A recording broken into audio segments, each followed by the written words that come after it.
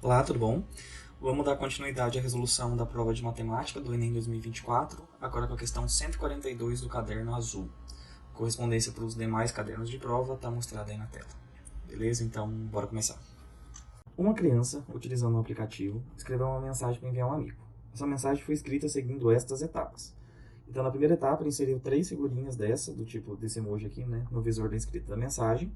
Depois ele copiou isso que ele tinha feito, né, inserido anteriormente, e colou o que tinha copiado ao lado. Então, de 3 figuras passaram a ser 6. Depois ele fez a mesma coisa, né? Copiou o que tinha no visor na segunda etapa, que eram 6, e colou ao lado. Então, de 6 passou para 12 e assim vai, né?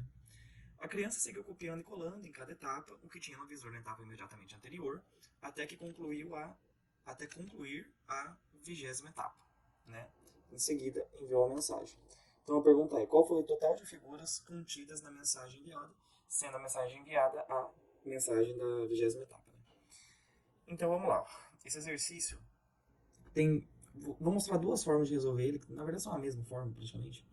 Só que uma é quando você já tem fácil a fórmula decorada, né? Porque se você entender o que está acontecendo, o que acontece, né? Você tem aqui, vamos pensar de um lado, colocar a etapa e de outro lado colocar o número de figuras, né? Então na etapa um você tinha 3 figuras. Na etapa 2 você tinha 6 figuras. Na etapa 3 você tinha 12 figuras, né? Então, qual que é o padrão que se forma aqui? É que cada vez que você soma uma etapa, ou seja, na verdade, a cada etapa que vai passando, o número de figurinhas vai sendo dobrado, né? Então, de 3 para 6 dobrou, de 6 para 12 dobrou, né? E assim vai. Então, na quarta etapa teriam 24 figurinhas, na quinta etapa teriam 48 figurinhas, né? Porque ele vai sempre dobrando a cada um que ele vai, né?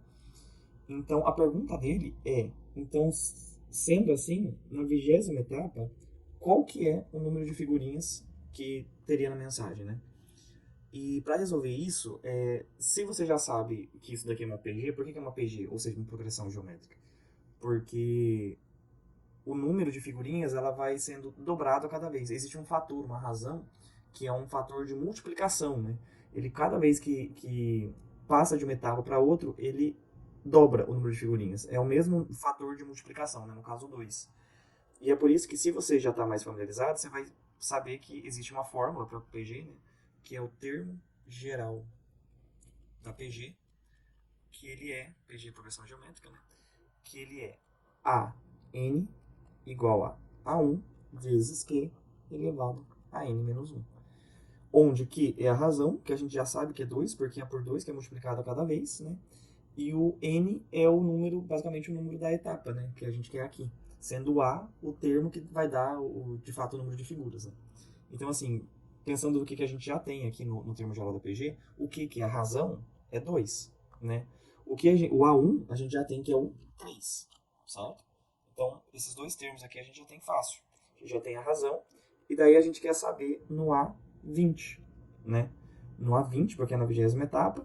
Então, você tem a razão. Se o N é 20, o N é 20 aqui também. Então, 20 menos 1. De modo que o número de figurinhas na etapa 20 será 3 vezes 2 elevado a 19. Ok? Então, só com isso a gente já mataria, né? O gabarito a letra A. Tudo bem? Mas de uma outra forma, caso você não lembrasse dessa fórmula, né?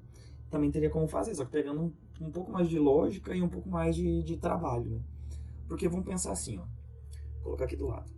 O que é o número de figurinhas na etapa, vamos supor, na etapa 4, né? Na etapa 4 é a mesma coisa que o número de figurinhas na etapa 3 multiplicado por 2, concorda? Então, na etapa 4, o número de figurinhas é 24. Isso é a mesma coisa que você pegar o número de figurinhas da etapa 3, que é 12, e multiplicar por 2, né? Que dá 24. Então, foi simplesmente o que eu coloquei aqui. Só que, por outro lado, N3 é igual ao N2 vezes 2, pela mesma lógica. N3, que é 12, é você pegar o N2, que é 6, e multiplicar por 2, né? E, por sua vez, o N2 é igual a N1 vezes 2 pela mesma lógica, né? Então, se a gente trabalhar com essa equação aqui, ó, vamos colocar N4 é igual a... Se N3 é igual a N2 vezes 2, N2 é igual a N1 vezes 2, então vamos pensar assim, ó, primeira coisa, N3 vezes 2, né? Ou seja, N2 vezes 2 vezes 2, certo? Um daqui da própria fórmula, né, do N3, que é N2 vezes 2, que são esses dois primeiros, e depois mais um 2 daqui. E daí, se a gente for pensar no N2, agora substituir N2, né? N2 é N1 vezes 2. Então, substituindo aqui, né, N2 com N1 vezes 2 e mantendo os outros dois, então a gente chega nessa equação. Então, em outras palavras, o número de figurinhas na etapa 4 é igual ao número de figurinhas na etapa 1 vezes 2 elevado ao cubo. Entende? Então, assim, a gente pode testar isso e vai ver que vai dar certo, né? Porque se a gente pegar o N1, que era 3, e multiplicar por 2 ao cubo, que é 8, 8 vezes 3 são 24, que é justamente o N4, né? Que dá 24. Então, a fórmula bate. Então, usando aqui essa lógica, a gente pode derivar uma fórmula a partir disso, que seria o número de figurinhas na etapa N é igual a N1 vezes 2 elevado a quê? A N menos 1. Por quê? Porque aqui ó, era 3 no expoente, sendo que a etapa era 4. Entende? Então você poderia testar isso para quaisquer outras situações aqui que você veria que dá certo. Por exemplo, vamos supor, N, o número de figurinhas da etapa. Vou dizer 4 lá de novo. Oh, a 4 já foi, né? Já é que foi. Então N3 não seria igual a N1, que é 3, vezes 2 elevado a 3 menos 1, que é 2. Pois é, 2 vezes 2, 4. Né? 2 ao quadrado, 4. Vezes 3, 12, né? Então, e o N3 é justamente 12. Então, é uma fórmula que bate. Então, você pode usar ela. Ou colocando de outra forma, né? Se você quer o N, o número de figurinhas na etapa 20, era só fazer o N1, que esse não muda, né? O N1 é sempre 3, porque é o N da etapa 1, vezes 2 elevado a 20 menos 1, que é 19. Então, novamente, você chega na mesma resposta aqui, né? Só que aqui, sabendo a fórmula, e aqui sem saber a fórmula, né? E é lógico, eu comecei com o N4, mas você poderia fazer isso com o N3 também pela etapa, né? Só a partir do N3 você vai chegar no mesmo resultado, né?